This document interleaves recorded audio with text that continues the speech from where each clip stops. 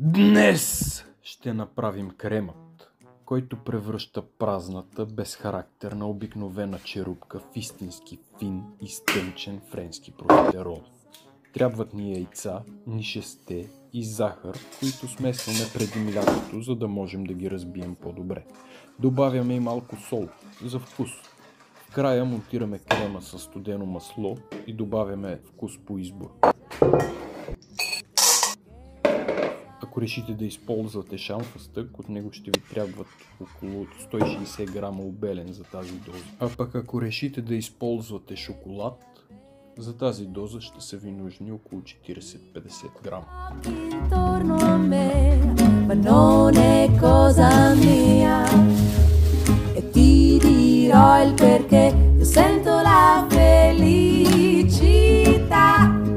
La felicità